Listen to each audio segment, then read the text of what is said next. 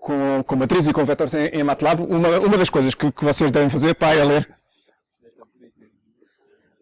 é ler esta página de help sobre operações. Portanto, discriminem lá os vários tipos de coisas que vocês conseguem fazer.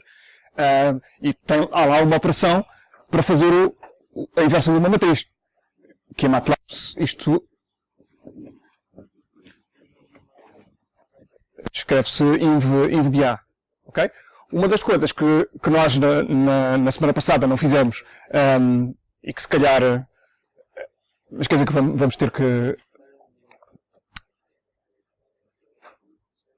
Uma das coisas que não fizemos na semana passada e que vamos ter que fazer agora é...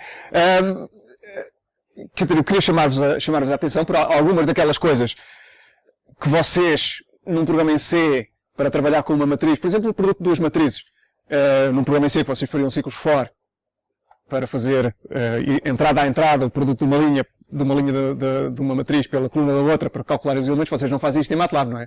Portanto, se vocês têm uma matriz A e têm uma matriz B e querem multiplicar as duas, não vão fazer como vocês fariam em C.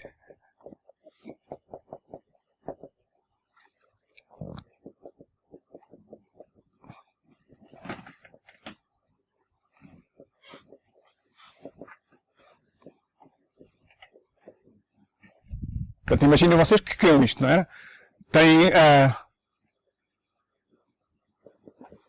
C igual a A vezes B. Portanto, vocês não vão fazer algo deste tipo, CJ igual a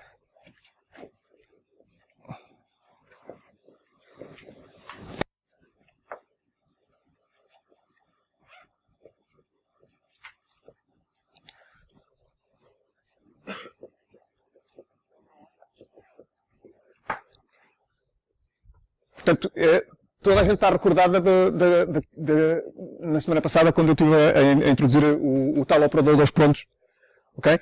Que eu perdi muito tempo na altura com o dois pontos e a mostrar-vos como é que se indexam subconjuntos de matrizes e vetores, como é que se constroem matrizes e vetores a partir de outros mais pequenos, porque de facto isso é muito importante vocês dominarem estas coisas para trabalharem produtivamente em MATLAB. Mas estava eu a dizer, portanto, isto aqui, quando eu quero multiplicar, obter uma matriz que é o produto do A e do B, okay? Portanto, eu não vou fazer isto. Um ciclo for a percorrer as linhas da matriz C e um ciclo for a percorrer as colunas da matriz C e depois, elemento a elemento, ir sacar a linha I da matriz A, a coluna J da matriz B e fazer o produto, ok? Não vou fazer assim, porque MATLAB é a linguagem tem o conceito de matriz, não é? Portanto, eu não faço assim. Ok? Portanto, isto entra na classe daquilo que eu vos estava a dizer a semana passada, que é, vocês, tanto quanto possível, vetorizem o vosso código. Portanto, usem o MATLAB para fazer as coisas que ele faz bem, que é trabalhar com matrizes e com vetores. Okay? A gente tinha acabado na semana passada em que tínhamos gerado um troço de uma sinusoide, não é?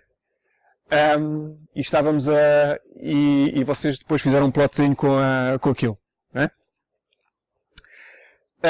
Portanto, gerar a sinusoide é outro dos casos em que vocês não querem fazer elemento a elemento, não é? Querem vetorizar o vosso código e, portanto, a forma como a gente fez isto na semana passada foi criar um vetor com as abscissas e depois fizemos um ciclo for a preencher as ordenadas, os chems, não foi? A boa forma de criar aquilo em MATLAB é simplesmente criar um vetor com as abscissas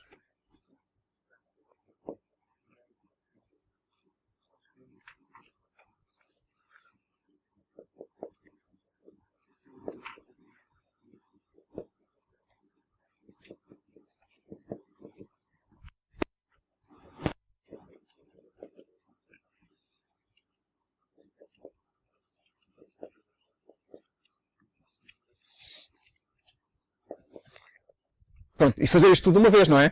porque o operador seno, assim como uma série de outros operadores, aceita argumentos que sejam vetores ou matrizes e já sabe o que é que tem que fazer com eles.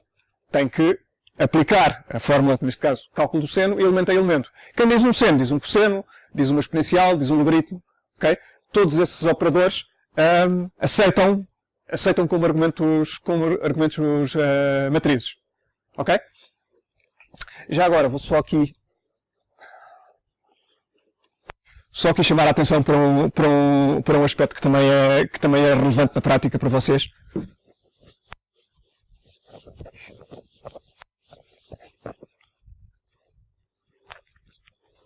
Portanto, peraí, já agora, deixa eu ver. Só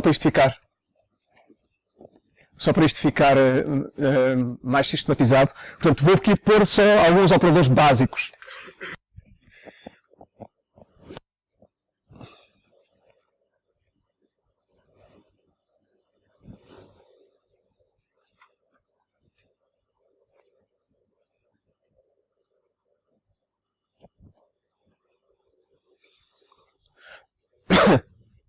Pronto.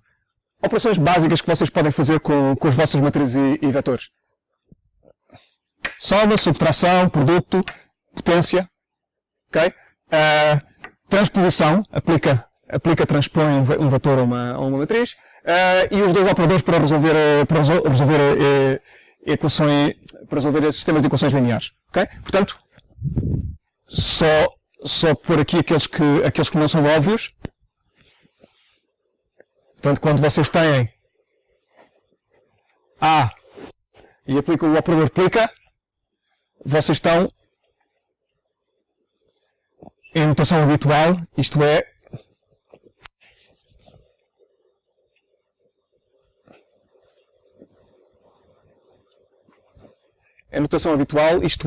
a matriz A conjugada e transposta. Ok?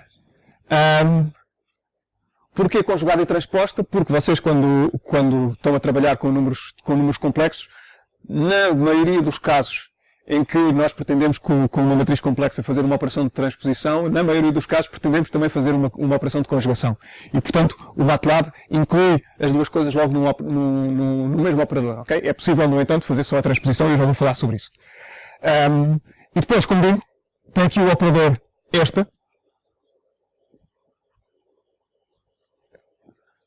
a barra, que significa que resolve o sistema de equações AX igual a B. Ok?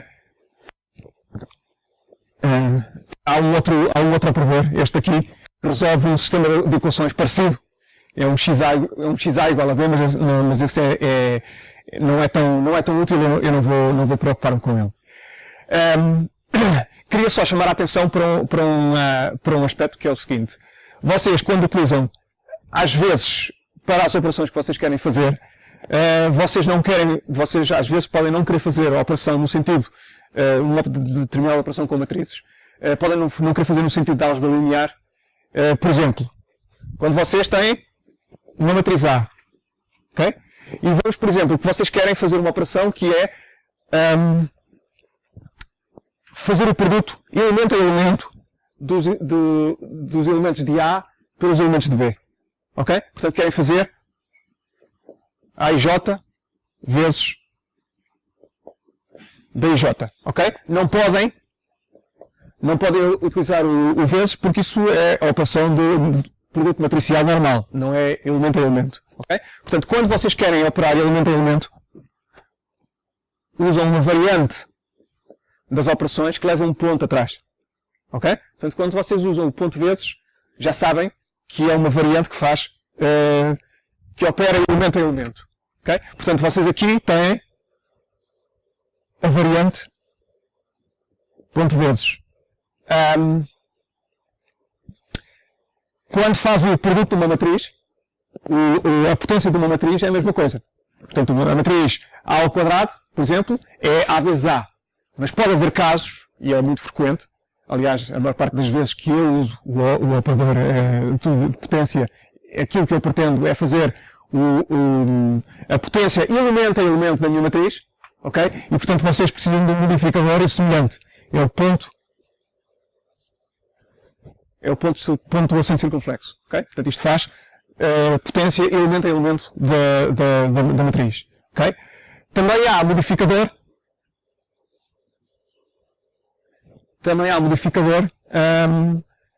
Para aplica, que é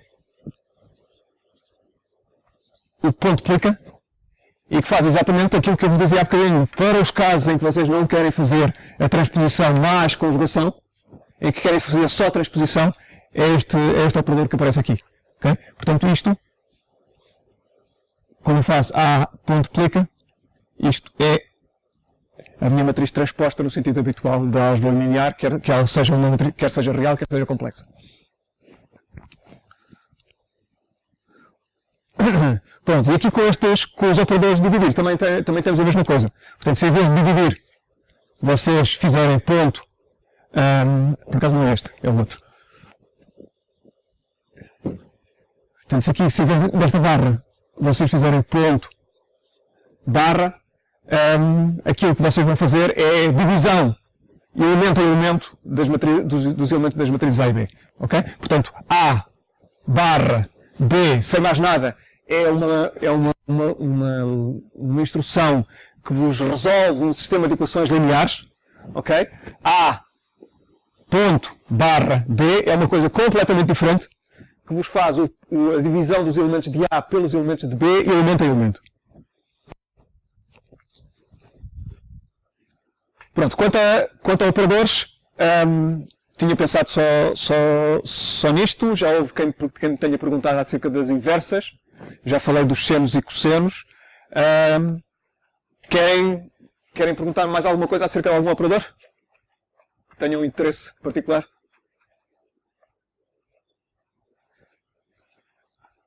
Sim. Dá para selecionar uma diagonal ou por parte triangular de uma matriz? Nós vimos aquelas seleções com... Seleção retangular. Sim. Mas era retangular sempre, não é? Certo. Pode selecionar um triangular superior ou inferior a uma diagonal. Estás a testar para as fronteiras do meu conhecimento. Eu penso que sim. Não tenho a certeza. Há uma coisa, antes de irmos à parte triangular superior de uma matriz, há a forma de selecionar a diagonal de uma matriz. Okay? Portanto, isso é com o operador diag. Okay? Portanto, se fazes diag de uma matriz, devolve-te os elementos da diagonal principal. Devolve num vetor. Okay? Também funciona ao contrário. Ou seja, se tu passares ao operador diag, se lhe passares um vetor, ele já sabe, é suficientemente inteligente para saber que isto são os elementos da diagonal principal e, portanto, devolve-te uma matriz diagonal com esses elementos da diagonal. Quanto ao que me tinhas perguntado, como é que se seleciona a parte triangular superior de uma matriz, ou triangular superior ou inferior? Bom, a resposta... Podes. Pronto. Como último recurso, se não conseguires vetorizar, podes fazer com o for. Assim de repente...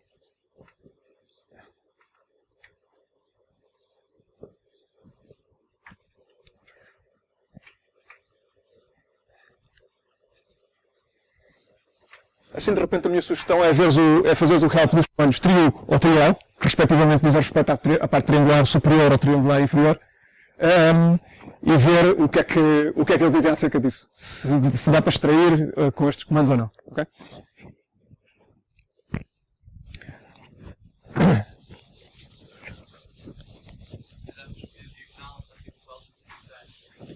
Então, pronto, aí tens a tua resposta. Já agora, a pergunta que o vosso colega pôs e a forma como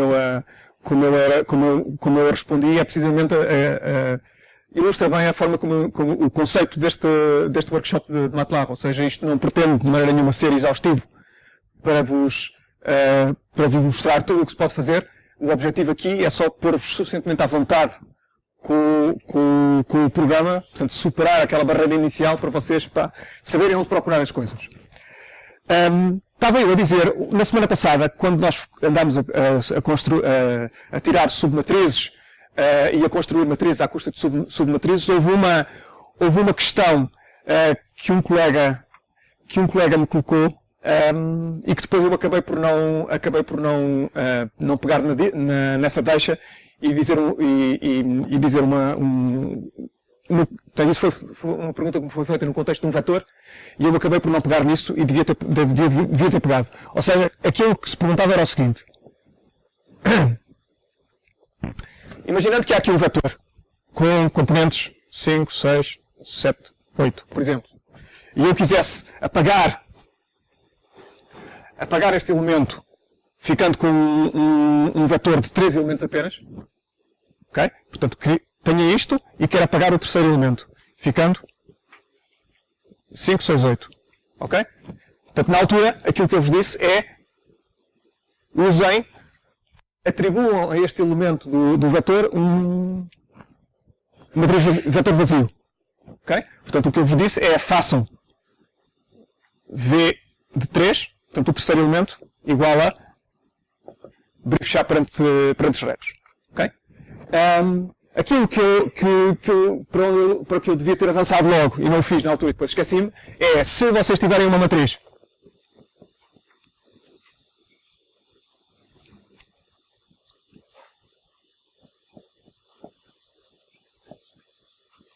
e quiserem fazer a mesma coisa, por exemplo, apagar a segunda linha da matriz, tem uma sintaxe semelhante. Dizem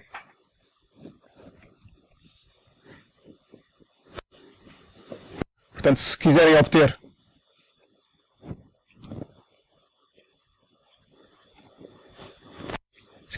isto, o que vocês fazem é identificar aqui a segunda linha da matriz. Como é que isso se faz? Não? 2,2 pontos.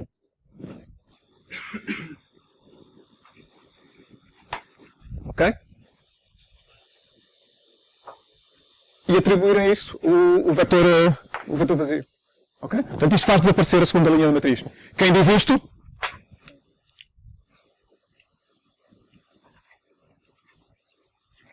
Diz também isto. Ok? Se vocês quiserem fazer desaparecer a última coluna da matriz, portanto, fazem A de 2 pontos, vírgula 3 igual a abrir e fechar parênteses retos. Já agora, testando só aquilo que vocês recordam da semana passada, como é que eu, alternativamente à coluna 3, como é que eu posso referir-me a esta última coluna da minha matriz?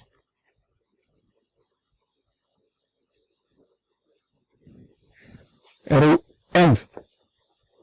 Ok? Portanto, pode ser mais prático do que estar a escrever um número, dizer simplesmente, seja qual for a dimensão da minha matriz, a última coluna vai a dar. Portanto, é A de 2 pontos, vírgula AND, é isto. Já agora, em resposta àquilo que o vosso colega disse há bocadinho, quando eu perguntei como é que se designa a segunda linha da matriz, e ele disse A de 2,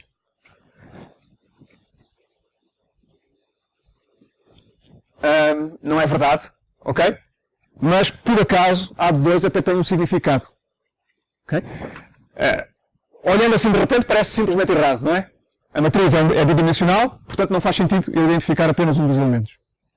Há no entanto, para cada objeto em MATLAB, seja vetor, seja matriz, ou mesmo matriz multidimensional, há uma ordem subjacente dos elementos. Uma ordem linear subjacente dos elementos. Okay? No caso de uma matriz, há uma ordem que é os elementos estão discriminados por ordem sequencial, começando pelos da primeira coluna, depois segunda coluna, depois terceira coluna. Ok? Portanto, quando eu digo A de 2, estou-me a referir a este elemento. Quando eu digo A de 7, estou-me a referir a qual?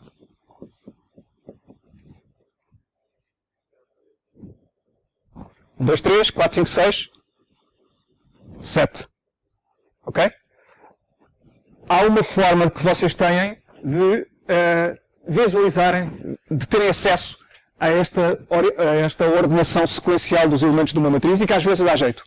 Ok? Podem fazer essa experiência agora, que é uma nova utilização do operador dois pontos, que não é nenhuma destas que eu falei até agora, que é usar o operador dois pontos como o único argumento de uma matriz ou vetor. Ou mesmo multidimensional. Okay? Quando vocês fazem isto, estão a pedir ao MATLAB que vos liste os elementos desse objeto pela tal ordem implícita. Okay? Experimentem fazer A dois pontos para esta matriz que neste momento já devem ter criado e vejam como vos aparece 147, 258, 369, tudo corrido no único vetor.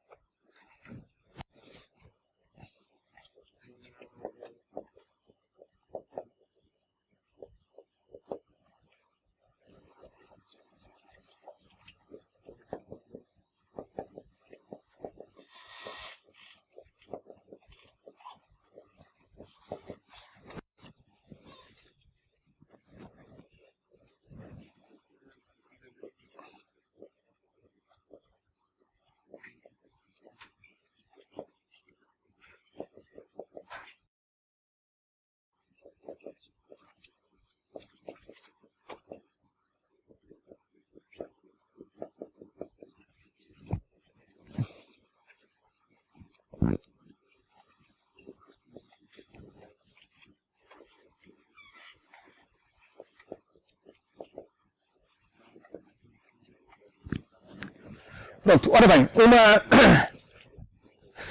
na semana passada, com esta história toda de criação de submatrizes, de especificação de submatrizes e criação de matrizes maiores à custa de matrizes mais pequenas, acabámos por não ter tempo de falar, pelo menos de uma forma suficientemente sistemática, de comandos para a criação desses primeiros elementos, a partir dos quais depois vocês fazem aquilo crescer, ou fazem aquilo de crescer consoante o problema que estejam a tratar.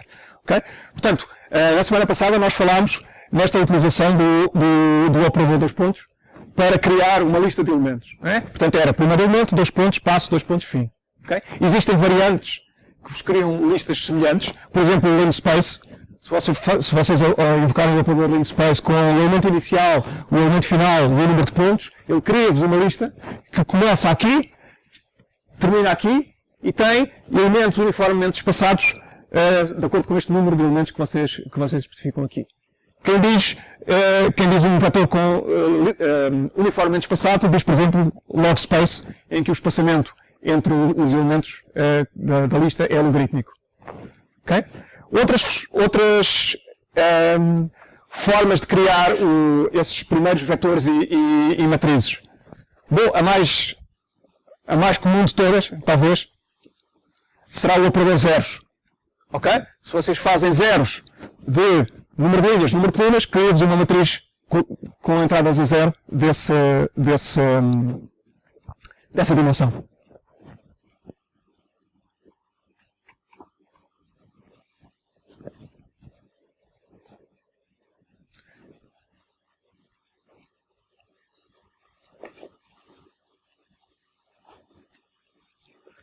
Quem diz zeros, diz ones.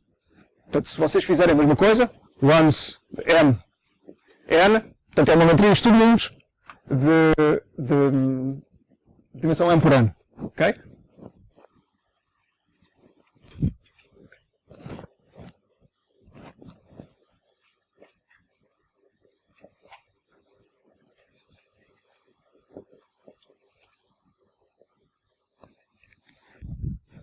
Portanto, mais operadores úteis para criar essas vossas matrizes e vetores. I é o operador de identidade.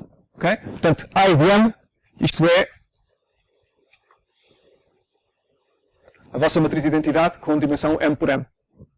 Okay? Já falámos há bocadinho do operador diag. Okay? Porque se vocês lhe passarem um vetor, ele cria-vos uma matriz diagonal. Também muito comum para criar matrizes e vetores é o operador rand, para criarem matrizes e vetores aleatórios. Portanto, se fizerem tal como no zeros e no ones, se fizerem rand de M por M, sai-vos uma matriz com elementos aleatórios uniformes. Portanto, aqui são os elementos da matriz que vocês criam com o comando rand são uniformes entre 0 e 1. Okay? Quem diz rand podem criar, então, às vezes, dá-vos jeito fazer o random. Ok? Em que os elementos resultantes desta matriz, em vez de serem uniformes entre 0 e 1, são normais com média nula e variância unitária. Ok? Pronto. Às vezes pode-vos dar mais jeito de criar elementos com distribuição normal. Portanto, isto é uma normal 0, 1.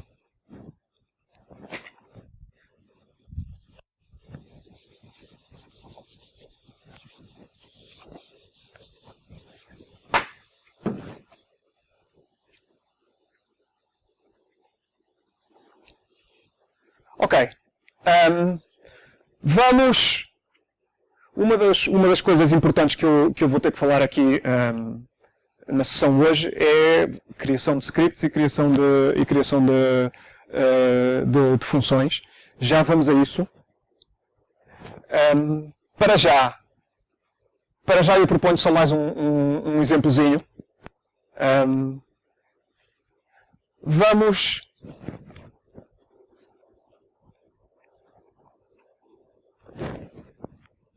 Vamos experimentar fazer um exemplozinho para visualização de uma... Só para vocês verem os comandos de visualização na semana passada já fizemos um plot, não foi? Ok. Vamos fazer agora um gráfico 3D. Ok? Sugiro para...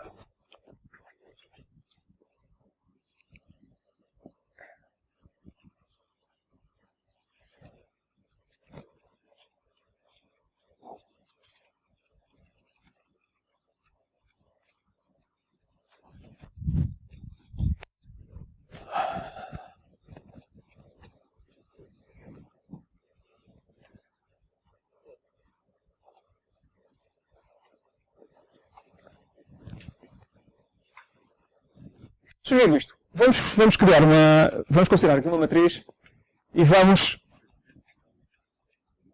criar uma forma quadrática. Vamos criar uma forma quadrática. Portanto, em que estes vetores x são em ar quadrado. Ok? Vamos criar uma forma quadrática e vamos visualizar o resultado dessa forma quadrática. Ok? Portanto, a ideia é... Vamos por aqui.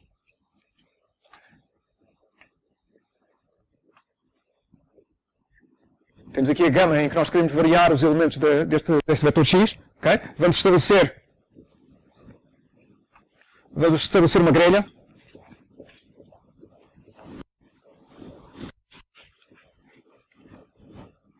Vamos estabelecer uma grelha para x1 e para x2. E vamos calcular portanto, cada ponto desta grelha corresponde a um vetor específico, xi, chamamos-lhe xi, ok? Portanto, que é construído com estes dois elementos, ok? E, portanto, a cada ponto da grelha, nós vamos associar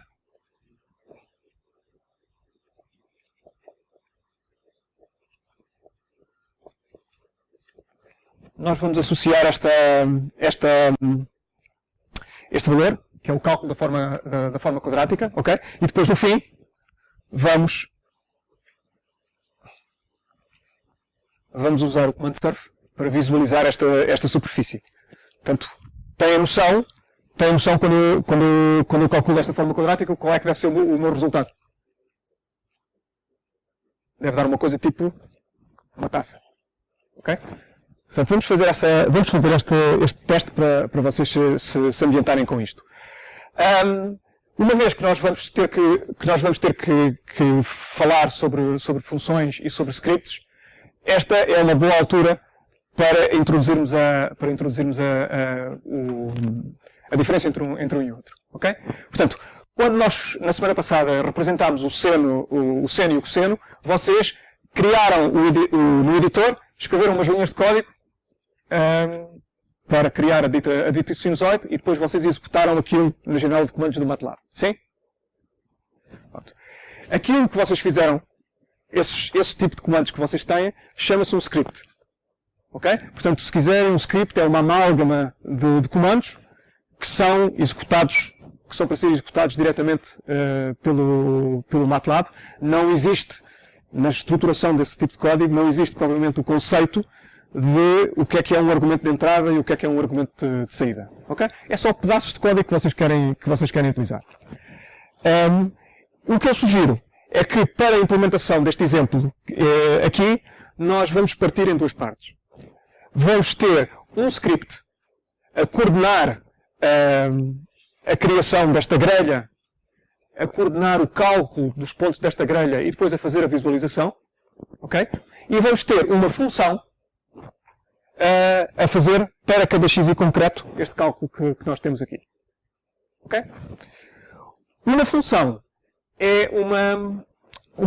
é escrita no editor de texto, tal como o script, semelhante ao que vocês fizeram na semana passada, tem uma diferença.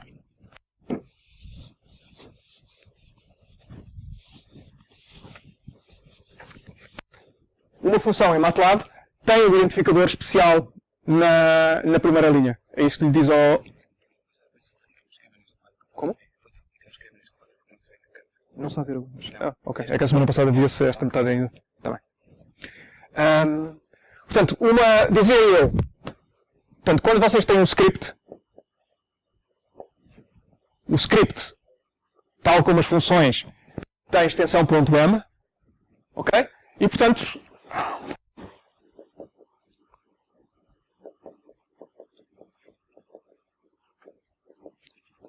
tem uma série de comandos, ok? Que não tem, provavelmente, o conceito de argumento de entrada e argumento de saída. Uma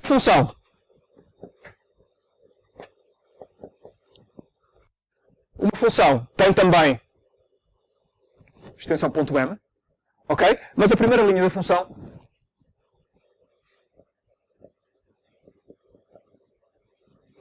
tem uma keyword especial, function. Ok? Portanto, se vocês quiserem uma função, digamos, f,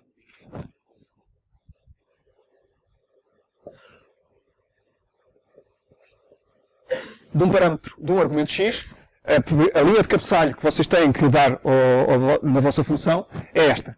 Ok? Já agora, e portanto, no vosso script, quando depois de precisarem de invocar a função para vos calcular um y a partir de um determinado x, ok? É só uma questão de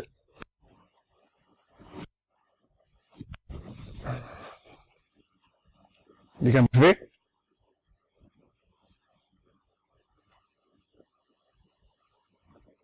Portanto, invoca-se uma função da forma habitual que vocês estão habituados noutros contextos a fazer.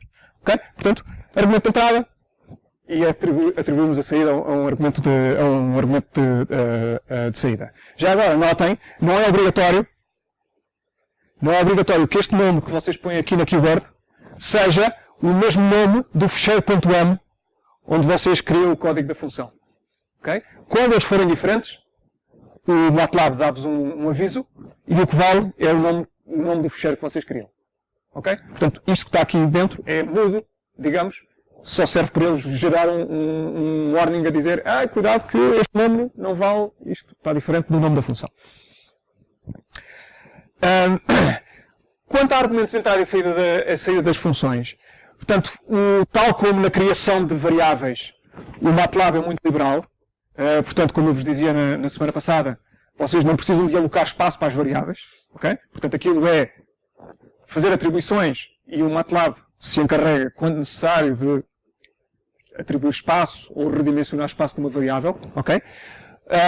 No caso dos argumentos de entrada e saída de uma função, também é liberal e vocês não precisam de se preocupar muito. Se vocês tiverem uma função que às vezes querem chamar só com um argumento, mas em condições especiais podem querer chamar com 2 ou mais argumentos, ok? Se é que esses dois, pode haver condições especiais para o parâmetro de entrada em que seja necessário mais argumentos, ok? Vocês não precisam de estar preocupados em chamar a função sempre com o mesmo número de argumentos, ok? Portanto, eu quando invoco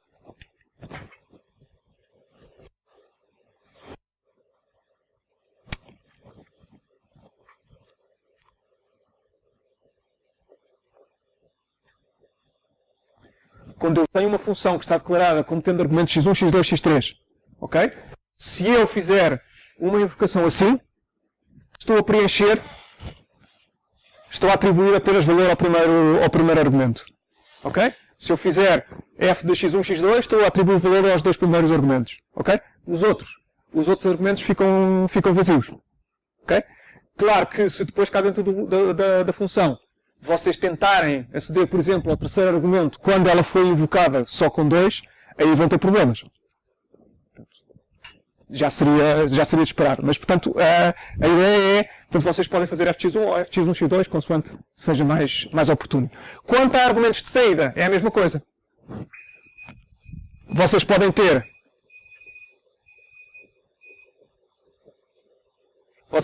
uma função que declara vários argumentos de saída. Okay? Quando vocês invocam a função, se atribuírem o argumento de saída só a um escalar, ele vai-vos atribuir a v o primeiro dos argumentos de saída. Okay? Se fizerem v1, v2 igual a f de x, ele vai atribuir os 2 argumentos de saída a estes 2 elementos. Okay? Também é possível, em vez de dar explicitamente 2 escalares, é possível vocês darem um vetor e ele atribuir-vos os 2 argumentos de saída a 2 elementos do mesmo vetor, mas isso não vale a pena nós agora estarmos a falar sobre isso. Ok? Pronto. Novamente, portanto, é importante aqui no corpo da vossa função que depois, algures,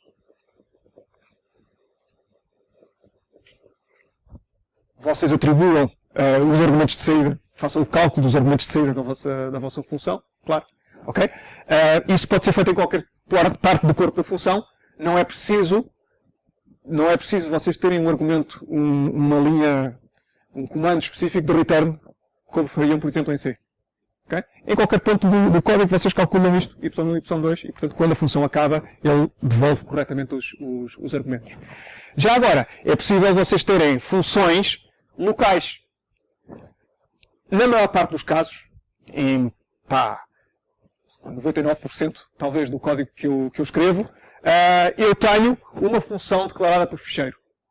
Okay? Portanto, quando eu acabo um projeto qualquer, eu tenho uma coleção de ficheiros .m, cada um dos quais tem uma determinada função que eu pretendo implementar. É possível vocês terem funções locais declaradas dentro de scripts ou dentro de subfunções aqui dentro. Okay? Portanto, se eu agora, no mesmo ficheiro, aqui à frente, tivesse uma nova função, okay? Isso era interpretado como uma subfunção que eu podia invocar aqui dentro, mas que não é conhecida fora do contexto desta função. Okay? Não pode ser invocada de lá fora.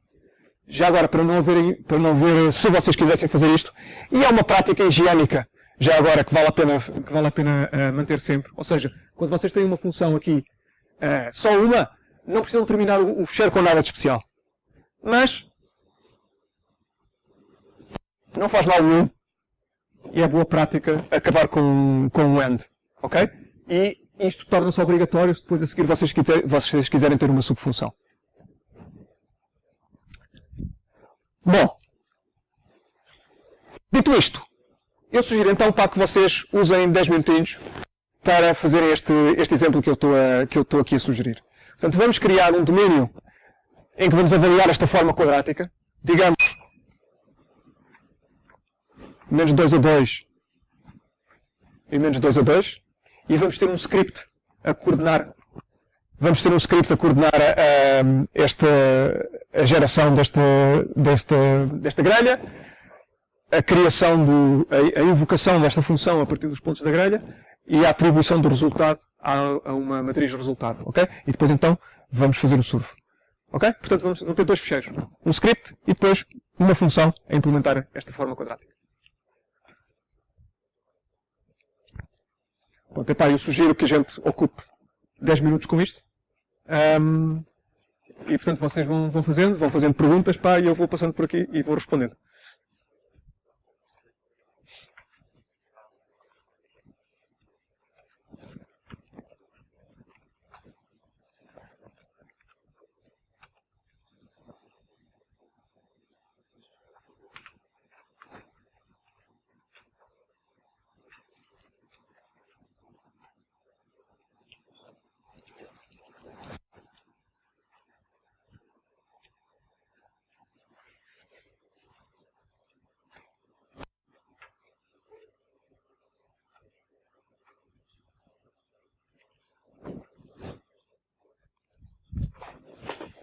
Desculpa. Sim.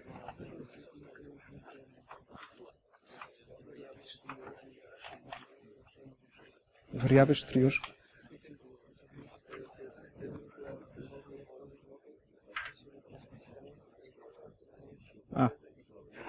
Ok. Sim.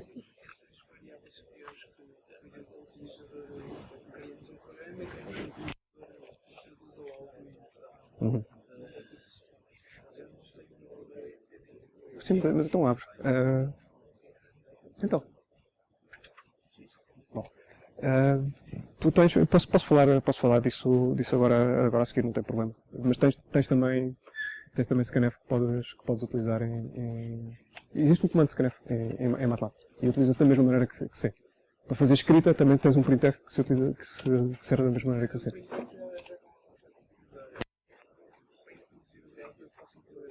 Uhum.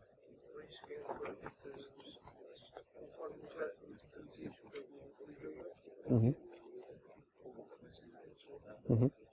Então.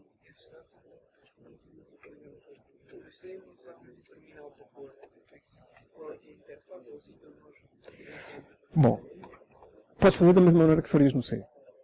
Eu, pessoalmente, não gosto nada. Ou seja, os alunos começam a usar MATLAB e fazem programa e fazem exatamente a mesma coisa que tu estás a dizer.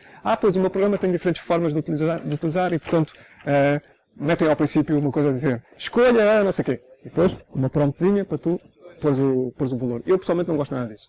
Portanto, o que eu gosto é teres um ficheiro de parâmetros do teu programa, okay? Onde vais lá editar, se for necessário, os parâmetros consoante queiras que ele faça uma coisa ou outra e depois pões aquilo a correr. Não é. Não precisas de fazer um f-open. Tu, dentro do teu programa, podes correr o código desse outro ficheiro. Okay? Portanto, o que eu estou a dizer é o seguinte.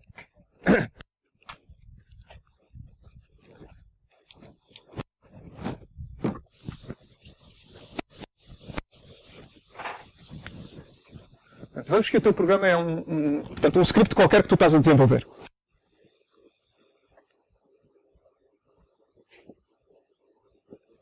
Okay? Pronto. Aquilo que tu me tinhas dito é como é que se faz a entrada por teclado à la C. Portanto, tu podes ter ou um comando input. Podes ter ou um comando input que faz isso mesmo. Portanto, uma linha de comando a partir do qual tu introduzes um valor que podes guardar depois em variáveis. Ok? Ou podes usar scanf também está disponível em MATLAB. Okay? Pronto. Aquilo que eu te estou a dizer é que normalmente eu não gosto desse modo de fazer as coisas porque é uma chatice quando tu queres fazer duas corridas consecutivas do mesmo programa e vemos que queres praticamente todos os parâmetros iguais, é uma chatice estar todas as vezes a preencher aquela coisa. Portanto, eu gosto muito mais de um figurino em que o teu script ou aqui ao início do teu script tu tens os teus parâmetros e editas para para os alterar. Portanto, parâmetro 1 igual a não sei o quê, parâmetro 2 igual a não sei o que mais. Eu gosto mais disto. Ou então, se não queres conspurcar, entre aspas, o teu script com os parâmetros, podes ter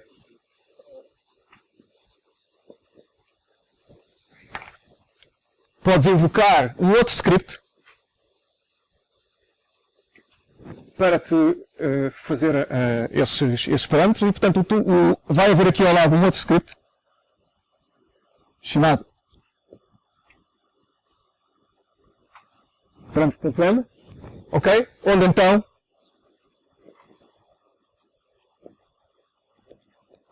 parâmetro 2 igual a coisa. Portanto, fazer assim ou fazer assim é só uma questão de gosto na estruturação do código. De qualquer das formas, a mim parece-me preferível estar a introduzir valores de cada vez. Eu não gosto mesmo nada disto.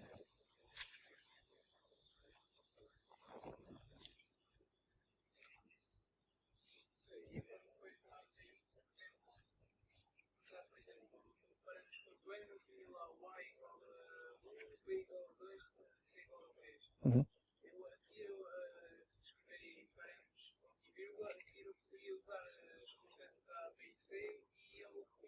Ok, excelente pergunta. O vosso colega acabou de tocar num ponto importante que eu não tinha referido ainda,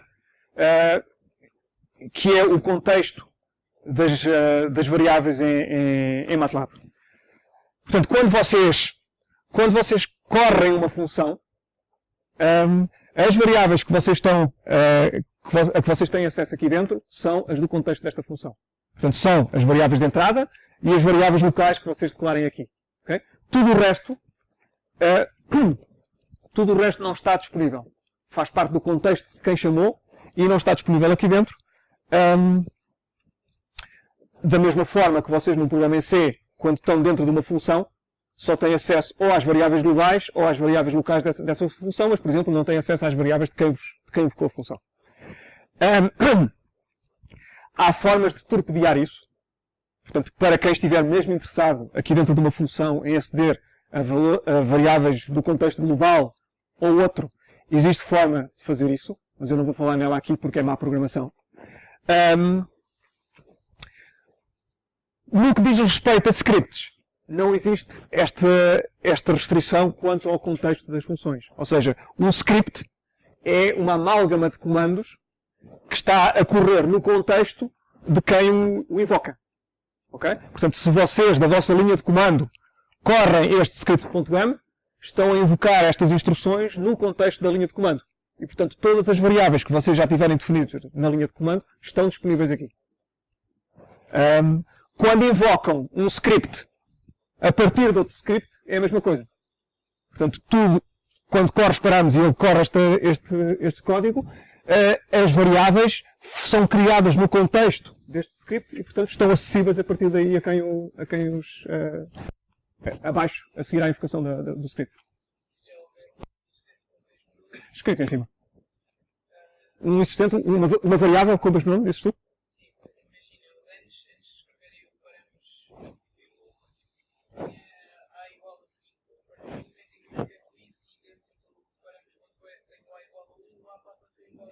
Exatamente. Reescreve a tua variável.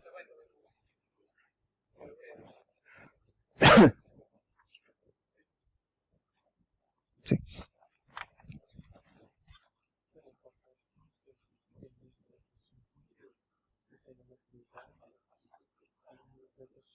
Certo.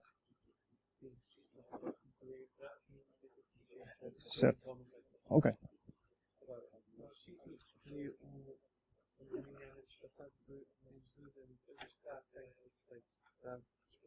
Ok.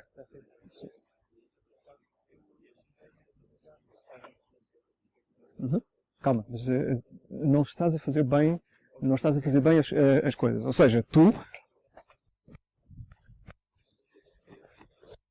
neste momento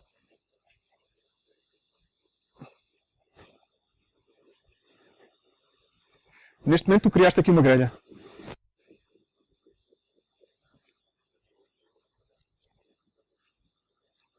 Ok? E estás aí dentro, portanto tens acesso a pontos aqui, a escalares, que constituem esta tua grelha. Okay? Quando tu invocas a tua função, aquilo que ela está à espera é que tu lhe passes não um escalar, mas que lhe passes um vetor de 2 elementos, na qual ele vai avaliar a forma quadrática. Ou seja, fizeste só resolveste parte do problema. Portanto, criaste a grelha em x, agora vais precisar de criar a grelha em y, e depois percorrer os pares x, y, e passar esses pares à função e armazenar o resultado da avaliação da forma quadrática. Estás a ver?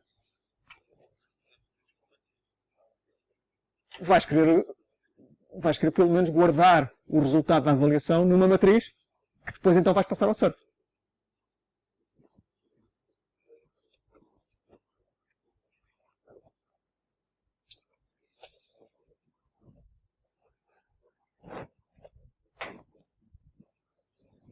Aqui.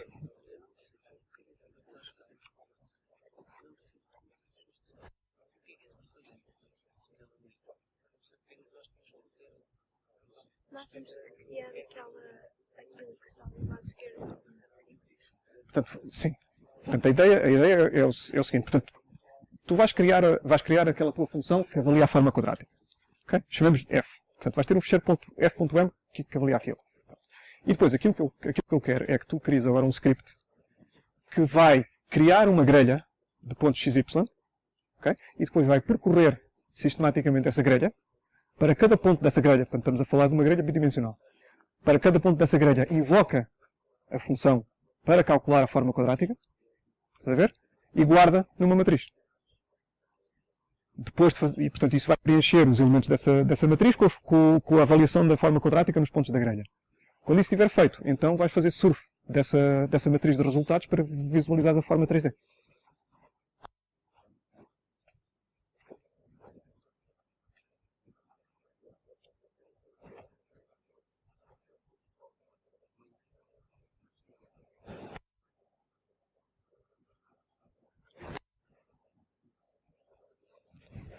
Aqui, pessoal, como é que está? Uhum.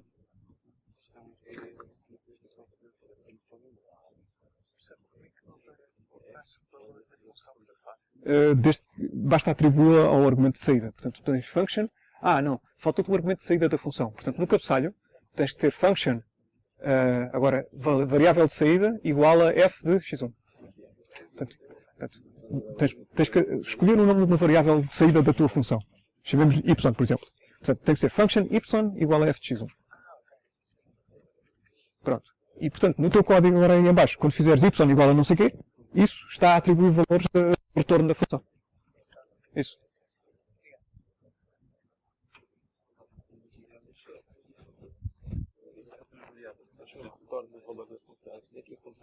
Sim, já está. Tu declaraste uma variável de saída y e, portanto... Ups, espera. Não, espera. Portanto, declaraste um valor de saída y. Portanto, a partir do momento em que fazes y igual a não sei quantos, ele já sabe que estás a atribuir o valor de retorno. Se eu quiser isto aqui, guardar y e estar para o y a seguir... Não, mas a tua... Vamos lá ver. Guardares no y? É o script. Sim. Mas espera. Tens o espaço linear x, o espaço linear y. Sim. Mas agora, portanto, tu, à tua forma quadrática, não podes simplesmente passar-lhe a grelha em x. Porque a tua forma quadrática recebe um vetor em R2. É? Portanto, a ideia é que tu tens que percorrer os teus pontos da grelha e para cada ponto da grelha, que é um par de valores, invocas a tua função e ela devolve-te um escalar. Pronto. Agora, esse escalar que ela te devolve, tu vais guardá-lo, esse escalar que ela te devolve, tu vais guardá-lo numa matriz. Para criares a avaliação da função em toda a grelha. Okay? Só quando tiveres toda essa matriz criada com os pontos da grelha, então é que vais fazer surf. Como? Why? Não percebi. A forma como aquela matriz é um dado. Sim, usa aquela que eu pus ali. Outra coisa, como é que se faz a função, a grelha? O linspace está um vetor, não dá? Dá um vetor, sim, exatamente. Como é que... Eu estava a pensar fazer o linspace de qualquer coisa com o linspace. E estava com esperanças que isso me desse 2 vetores. Sim. Está bem, a pergunta está bem posta. Se calhar vou... Há mais gente a fazer a pergunta, se calhar vou explicar para todos. Dá-me só um instantinho que eu já... Diz. criar a matriz grelha mesmo. Sim, ok. É a mesma pergunta que já me fizeram ali. Vou explicar para todos. Ora bem, há várias pessoas a perguntar-me como é que se cria a grelha. Neste caso, podemos fazer isto, aliás, tal como na maior parte das coisas em MATLAB e em programação em geral, pode-se fazer de diferentes maneiras. Vamos ver.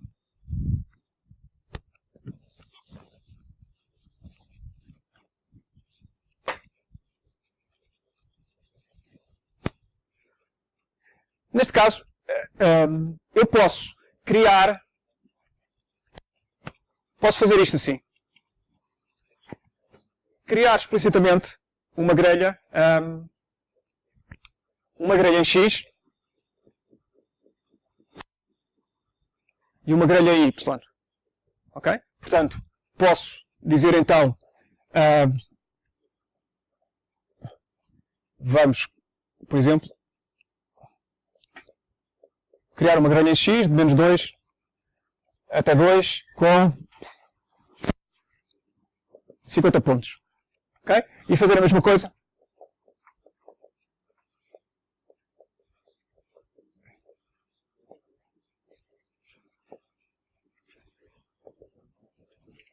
Pronto. O que eu posso fazer agora é percorrer os elementos desta minha grelha. Ok? Portanto, eu agora posso dizer, vou começar no primeiro elemento da minha grelha em X. Ok? E agora vou percorrer os elementos da minha grelha em Y. Começando pelo primeiro. Portanto, portanto, o primeiro elemento da minha grelha X é este. Agora, vou percorrer os elementos da minha grelha Y. Começo pelo primeiro e vou dizer, ok, há aqui um par XY, vou calcular a forma quadrática para este ponto. Depois passo ao segundo elemento da minha grelha Y. Ok? E digo, para este ponto, está aqui um par XY, vou calcular a minha grelha. Por aí fora. Ok? Portanto, isso, em termos de código, como é que funciona? Faria, por exemplo, assim.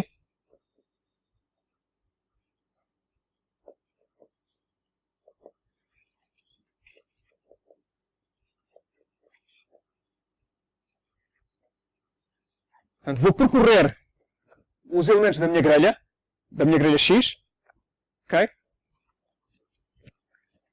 Para cada elemento que eu estou a percorrer da minha grelha X, vou percorrer todos os elementos da minha grelha Y, portanto são dois ciclos fora encadeados.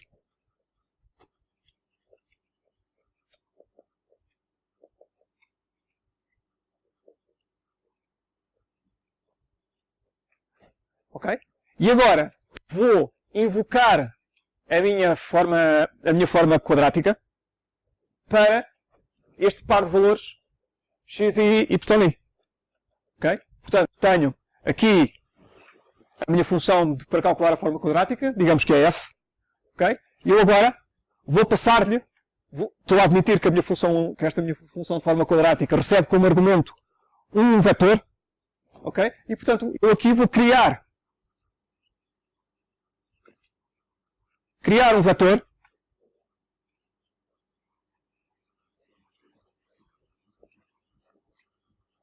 neste caso estou a criar um vetor coluna, portanto estou-lhe a pôr o ponto e vírgula para separar linhas, mas podia ser outra coisa qualquer. Podiam criar, desde que o vosso código esteja feito de forma coerente. Tudo bem? E portanto passo isto à minha função f que vai avaliar a forma quadrática. O que é que eu faço com este resultado? Vou precisar de atribuí-lo a uma nova variável onde eu vou guardar o resultado de avaliar a forma quadrática em todos os pontos da grelha. Okay? Que é para depois, no fim, poder fazer surf àquela coisa toda. Portanto, estou a admitir que vai haver aqui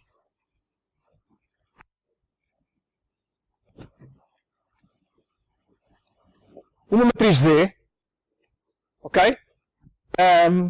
Que eu posso pré-alocar com o tamanho certo, ou posso pré-alocar com um tamanho pequenino e depois deixar o MATLAB fazer crescer automaticamente essa função até ao tamanho desejado. Okay? Eu vou criá-la já com o tamanho certo. Portanto, esta minha variável Z, esta minha matriz, vai receber o resultado de avaliar os pontos da grelha. Ok? Portanto, preciso de uma matriz Z bidimensional, cujo número de linhas é qual?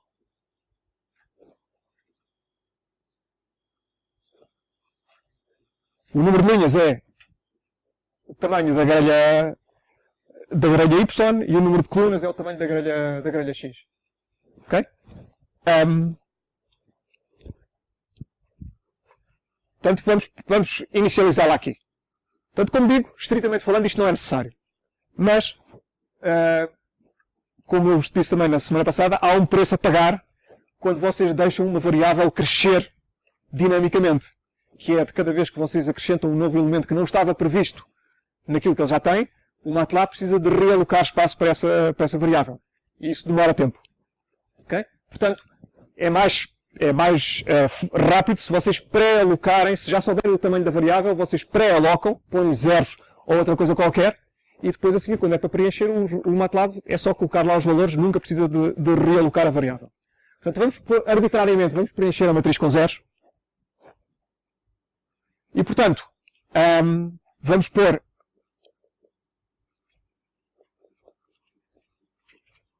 vou preencher a matriz com zeros e vai ser uma matriz que tem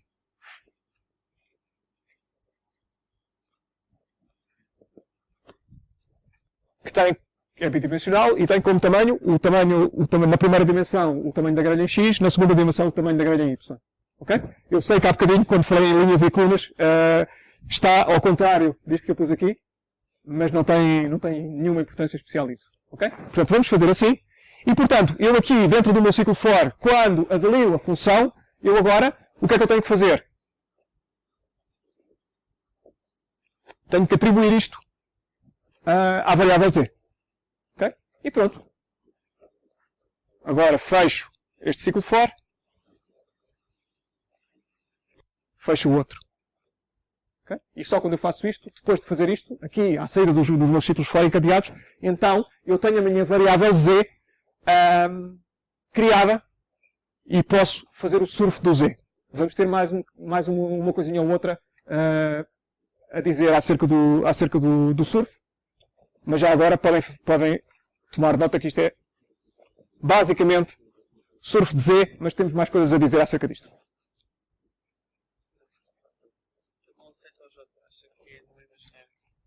Não aceita o J. Epá, não. Quer dizer, eu sei que ele por omissão usa para J. Sim, está bem, mas isso não é nenhum erro. Isso é só um warning. Tu podes reescrever o J à vontade.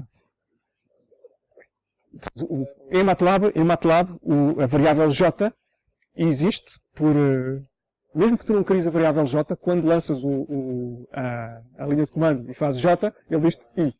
Quer dizer, diz-te unidade imaginária. Portanto, ela é criada uma variável sombra, digamos assim, com valor imaginário. Mas tu podes reescrevê-la à vontade. É mais prático, quer dizer, sendo uma variável tão usada para ciclos for, é um bocado arriscado um tipo estar a confiar que J tem o valor de menos 1. Sobretudo, se estiveres tu a fazer código que não é só teu, que estás a colaborar com alguém, é o mais arriscado que há. Portanto, o meu conselho é, sempre que vocês precisam de unidade imaginária, utilizem um I. Um I, garantidamente, é unidade imaginária. Tudo o resto é uma lotaria.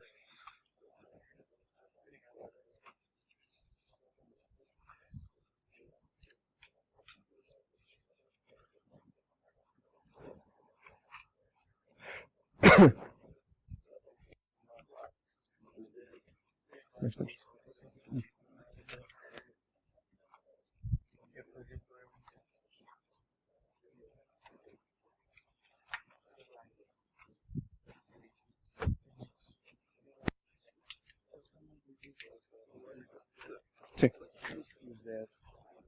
Undefined variable. What? Tem que fazer certo para isto. Como é que é isto? Undefined variable.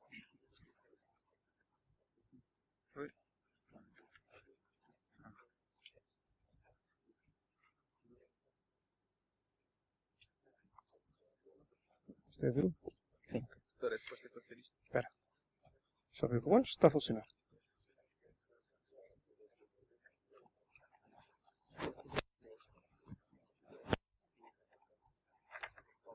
Estamos a...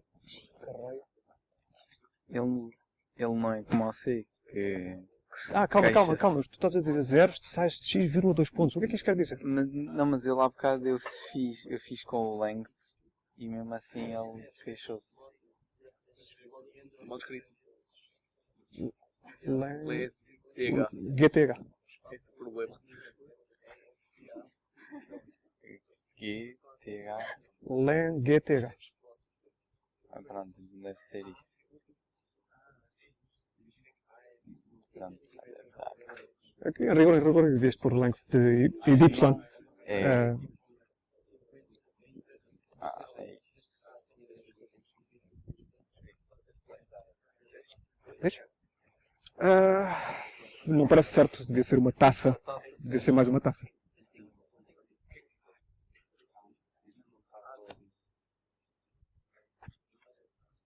Já apareceu.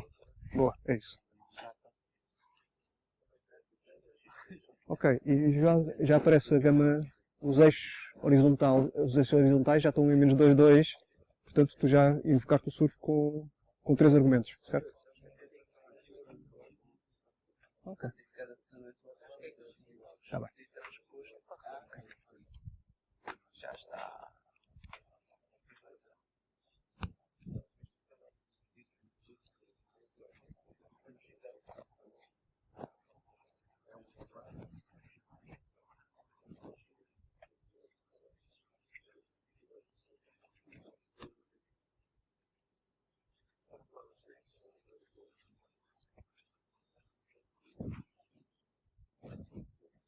Quem me chamou?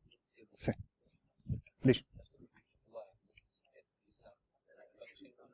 Não, mas o A tem que estar definido dentro da função. Ou passas o A como argumento à função, ou... Portanto, vamos lá ver uma coisa. Este código que tu tens aqui, esta linha... isto é a função. Ok. Y igual a f de x. Agora, o A está definido dentro da função. Ok. Pronto. Tu tens aqui um ponto vezes, que isto não devia ser ponto vezes. Isto devia ser 1 vezes mesmo. Sim. Certo. Agora nada. Mete um ponto e vírgula a seguir na linha 3, só para ele não estar, só para suprimir o output. E na linha 5 é a mesma coisa. Portanto, esse teu f de x, na realidade, isto aqui tu queres fazer esta distribuição ao parâmetro de saída da função, que é y. Portanto, na linha 5 deves fazer y igual a isso que aí está. E apagas o f de x. E estes parênteses aqui também podes apagar. Agora, chama-lhe... Bom, vais gravar este fecheiro. Chama-lhe f. Não tens que lhe chamar esta função, ao fecheiro. Chama-lhe o mesmo nome que tu tens aqui. Function é uma coisa demasiado genérica. Chama-lhe f. É demasiado genérica e, além disso, colide com a keyword function. Portanto, ok. Neste momento, na linha de comando do MATLAB, tu já deves ter acesso à tua função. Portanto, se fores à linha de comando e fizeres f de 00, 00 tens que passar um vetor. Tens que criar um vetor. Portanto, a tua função está a assumir que o argumento de entrada é um vetor, não é um par de números como tu tens aí. Portanto, se fizeres f de 0, entre parênteses, exatamente, mas são todos os parênteses retos da invocação. Tens os parênteses curvos da invocação. Precisa de ser f entre parênteses curvos e depois lá dentro, entre parênteses retos, 00. Isso mesmo. Com a vírgula também? Com a vírgula não tem nenhum problema. Script f as a function. Então para lá. Porquê que ele não...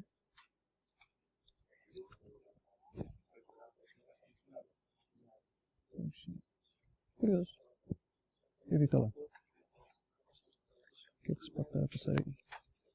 Experimenta meter aqui o word function em letra minúscula. Isso não devia estar a acontecer. Vamos.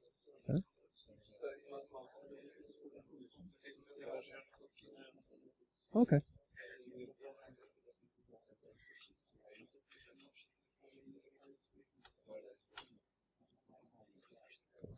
Agora vou explicar para toda a gente.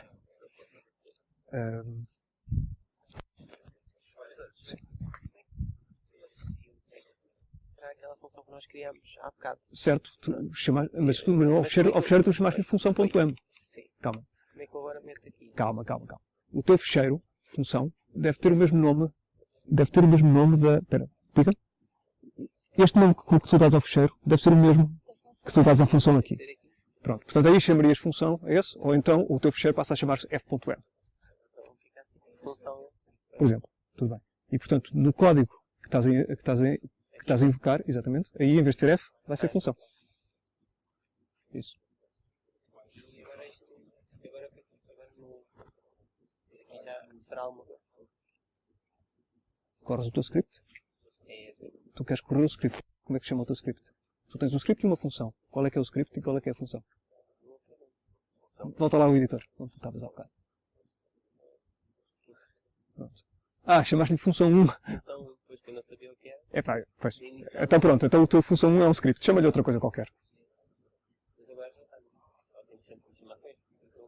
Não, pois, é um nome um bocado inconsistente. Eu chamaria outra coisa. Mas pronto, mas se quiseres ser forte e feio, função 1. Pronto. Error using função. Not enough input arguments. Ora bem, mostra-me então o teu código da função. Se calhar eu tenho lá coisas um bocado inventadas. Pronto. Mas tu estás a admitir que a tua função tem dois argumentos x1 e x2. Na realidade, tu queres assumir que a tua função tem um único argumento x, que é um vetor.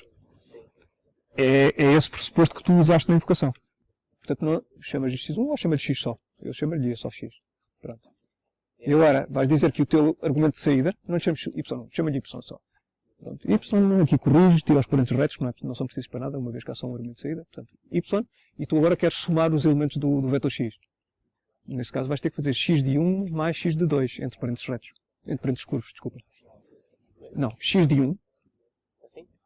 Calma, não. X de 1 é o primeiro elemento do vetor x. Pronto. Mais x de 2 do vetor x. Tens um parênteses a mais. Não, tira esse parênteses e tira o outro logo no início. Pronto. Mete um ponto e vírgula no fim.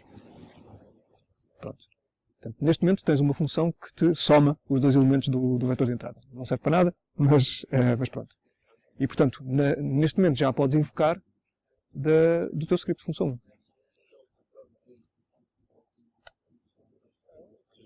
Já corre. Portanto, tens esta trabalhada toda aí porque te esqueceste de alguns pontos e vírgulas no fim das linhas para suprimir o output. Nada, diz. É isto. Isso mesmo. Uhum. O workshop já acaba aqui. O workshop acaba aqui a 7 minutos com aquilo que não consegui mais falar. Ora bem, pessoal, muitos de vocês já têm isto a funcionar. Eu sugeria a gente testar uma coisa que também dá muito jeito, que é fazer debug. Portanto, fatalmente, vocês quando tiverem o vosso código, quando escreverem o vosso código, ele não vai funcionar à primeira. E portanto, vocês precisam ter estratégias para fazer debug do código. Claro que podem sempre fazer a estratégia básica, que também se pode utilizar em programas C, que é salpicar aquilo de printfs. Okay? Já agora, os printfs estão disponíveis em MATLAB. Okay? Portanto, vocês podem fazer printf tal como fariam num programa em C, e invoca-se de forma semelhante. Portanto, tem a seguir uma string de formatação e depois com os argumentos que ele usa para a string de formatação. Há só uma diferença, que é o printf do MATLAB sabe o que é um vetor e uma matriz. Portanto, se vocês fizerem printf percentagem D, vírgula x, em que o x é um vetor, ele vai-vos escrever os elementos do vetor. Okay? Quando vocês não querem uma coisa tão arrevesada quanto um printf, quando simplesmente querem escrever uma variável no ecrã, é mais fácil usarem um disp. Okay? Disp de uma variável, escreve os elementos da variável. Portanto, dizia eu, vocês podem simplesmente salpicar o vosso código com isto. Uma maneira mais inteligente de fazer a coisa é usar o debugger. Portanto, vocês, na vossa janela do editor, têm comandos para controlar o debugger. Okay? Essa é uma interface gráfica com o debugger, que, no entanto, vocês também podem usar em linha de comando puro.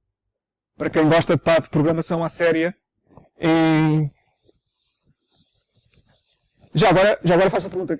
Aqueles que já tiveram a cadeira de programação, vocês usaram o GDB para fazer debug de programas em C? Não. Ok. O GDB pá, é um daqueles debuggers para programadores a sério, pá, que tem interfaces gráficas, sim senhor, mas tem também uma interface de linha de comando para onde se pode fazer tudo o que se faz com o debugger e mais.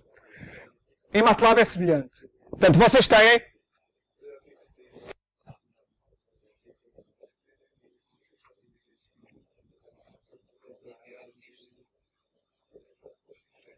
portanto, a primeira coisa que vocês fazem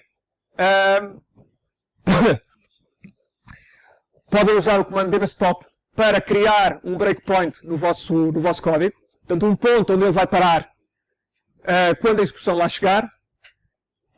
Quando a execução lá chega, o comando é devolvido à janela de comandos do MATLAB. Okay? Simplesmente a prompt muda ligeiramente. Vocês normalmente têm esta prompt do MATLAB. Okay? Quando entram em debug, salvo erro aparece um capa antes. Não tenho agora a certeza disto.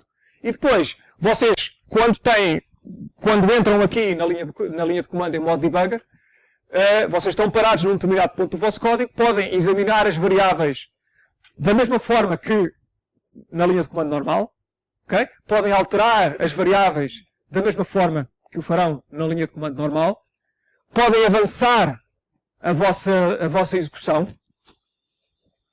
Portanto, tem comandos dbstep para avançar para a próxima instrução, etc. Okay? No fim, quando estiverem fartos do debug, tem dbquit, ou então, salvo erro,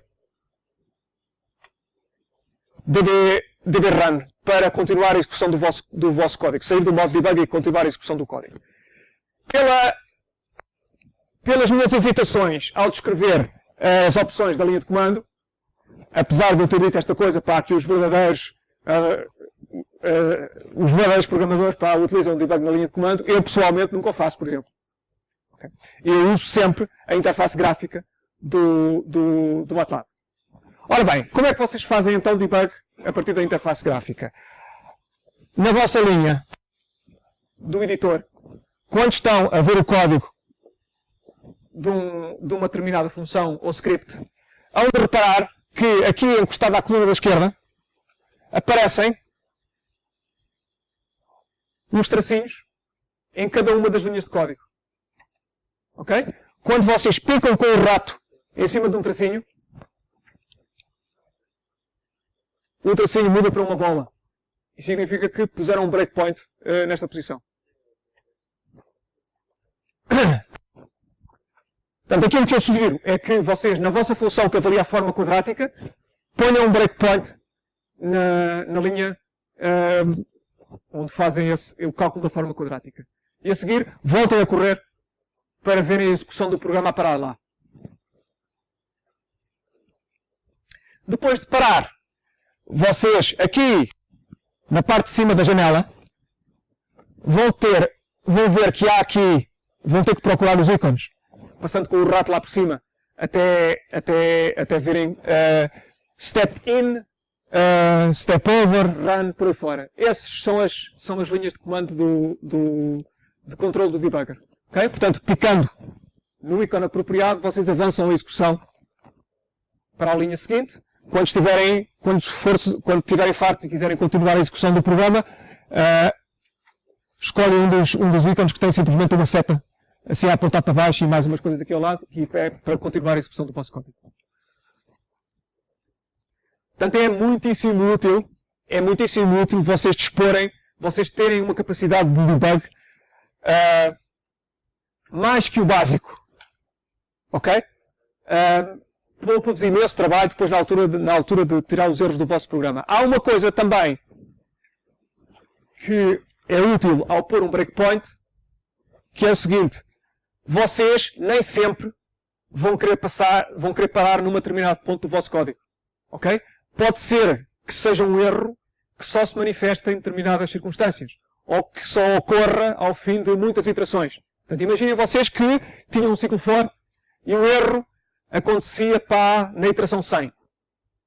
Vocês iam ter que mandar o programa executar uma vez e ele parava, e depois mandavam executar e ele parava na próxima iteração, e depois na próxima e na próxima, 100 vezes, antes de finalmente chegarem à parte que vos interessa. Vocês não querem fazer isso. Para isso, é possível pôr condições nos breakpoints. Portanto, dizer-lhe, sim senhor, eu quero que pares nesta posição, mas só se verificar esta condição aqui. Por exemplo, a variável que controla o ciclo toma o valor 100. Para vocês fazerem esse tipo de coisas, picam 2 vezes aqui em cima. Ok? Quando picam 2 vezes aqui em cima, ele abre-vos uma caixa em que pede a condição do breakpoint.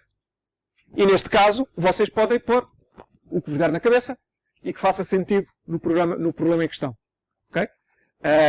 No caso desta forma quadrática, por exemplo, vocês podem pôr, só para exemplificar, uma condição em que ele faz break só se vocês lhe passaram um argumento de entrada igual a 0. Ok? Portanto, podem fazer.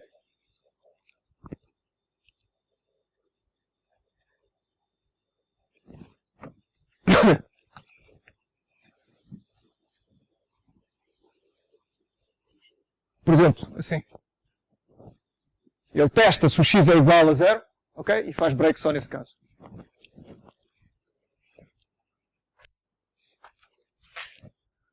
Ops.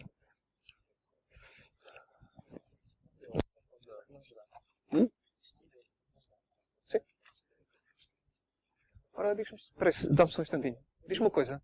Hoje não temos a tal aula das 5. Ou temos? Não temos.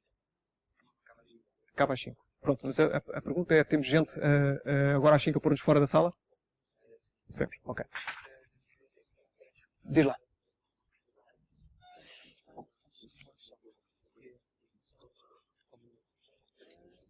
Certo?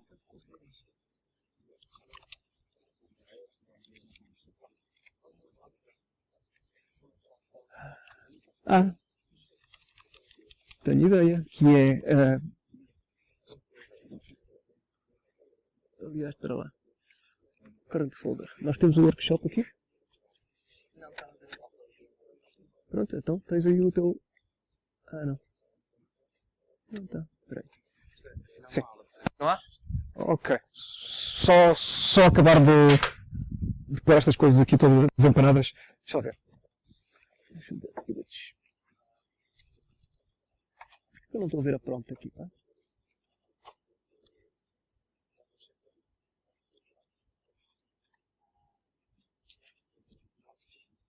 Workshop not found. Portanto, tu puseste o teu workshop, mas eu não sei onde. Não. No desktop não deve estar. Ou é daí? Tá. Simplesmente a tua diretoria de trabalho atual não está no desktop. Portanto, podes fazer com o CD daí, ou então tens maneira de fazer isso graficamente. Mas graficamente então. Ora bem, só precisava de ver.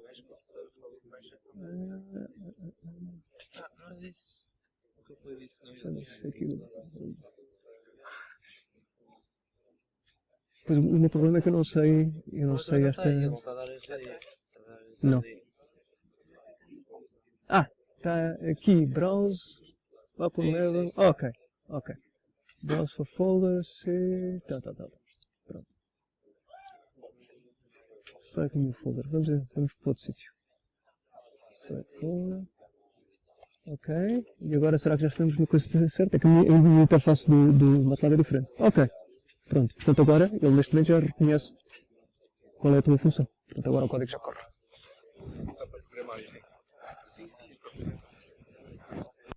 Sim.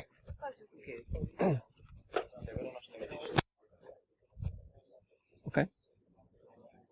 Qual é o próximo passo? Portanto, isso é suposto dar uma taça perfeita. É suposto dar uma taça. Ok. Portanto, há algo errado na maneira como tu estás a invocar a tua função.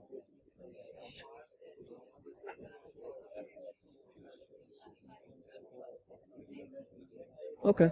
Portanto, é só aqui. Enganaste isto não é YI, é YJ. Pois é. Suponho que deve ser só esse o problema. Gravaste? Uhum. Já?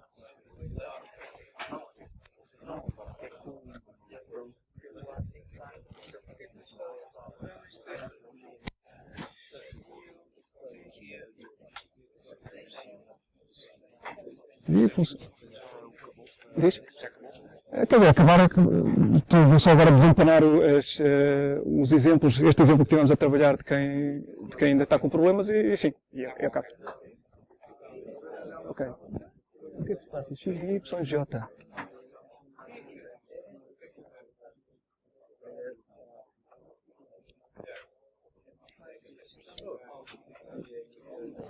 Portanto, o problema é aqui. Portanto, X de Y, ups, carreguei no caps lock. Portanto, X de I, menos 2. Oh, estás a ver? Estás a tentar aceder ao elemento X de menos 2. Ah, não, X de I, não, desculpa. Estupidez. Y de J. Ok. Então mostra-me lá a linha de código. A linha de código. Onde isto estava a dar? Onde estava a dar erro? Sim, eu sei, eu sei. Mas, não, pera. Ah, não é este rato. Está bem. Desculpa. Okay. Vamos fazer assim. Pronto. Eu quero copiar esta linha e vir. Perdão.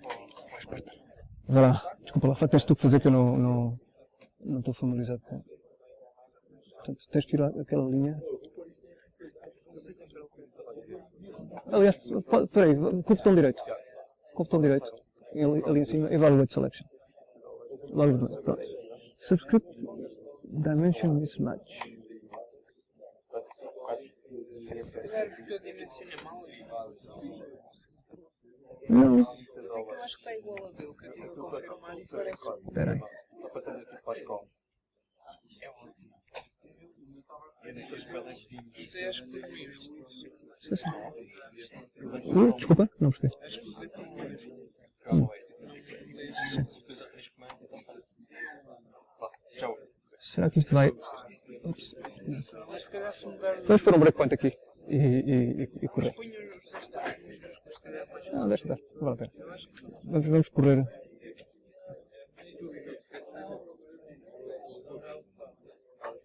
Ok. Vamos correr este princípio de código. Estamos parados aqui. Portanto, se eu fizer step, ele dá logo barraca. Vamos correr outra vez. Sim. Portanto, para isso vamos para dentro da função. Step in. Pronto. Agora. Step. Portanto, a bronca está aqui. Portanto, o teu x é um vetor 2 por 1. x1 vezes x vezes a. Tu queres x1 vezes a vezes x.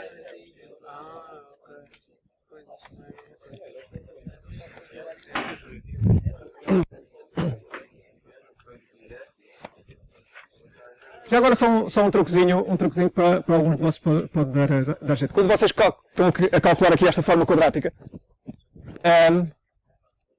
o código que vocês estão a criar de forma previsível, e não há nada de errado com isso, mas o código que vocês estão a criar para avaliar esta forma quadrática está a depender criticamente do vetor x ser passado como vetor linha ou como vetor coluna. Ok? Vocês estão a fazer, por exemplo, x linha vezes a vezes x. Para esta expressão em MATLAB funcionar, o meu x tem que ser um vetor coluna. De outra forma dá erro. Ok? Quando vocês querem fazer uma função que seja resistente a este tipo de coisas, algo que eu costumo fazer é aqui antes.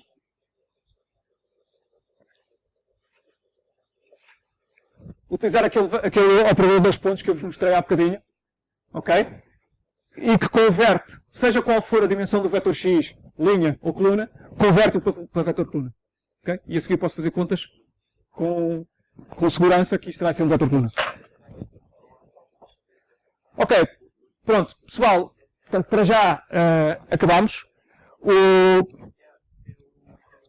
Aqueles de vocês que quiserem ficar ainda mais um bocadinho para acabar de desempanar este exemplo de código, e desde que a sala seja precisa, não terá a ser precisa, eu fico aqui mais um bocadinho a dar-vos ajuda. Aquilo que os vossos colegas do NEC sugeriram era que se compilasse uma lista de perguntas, enfim, necessariamente uma lista relativamente pequena de perguntas que sejam relevantes para vocês. Portanto, eles sugeriram que vocês mandem para lá listas de coisas que gostassem de ver respondidas em MATLAB. Eles selecionam alguns daqueles tópicos e depois a gente cria um fecheiro com respostas a esses tópicos. Ok? De qualquer das formas, independentemente disso, se vocês precisarem de ajuda com alguma coisa de MATLAB, já sabem.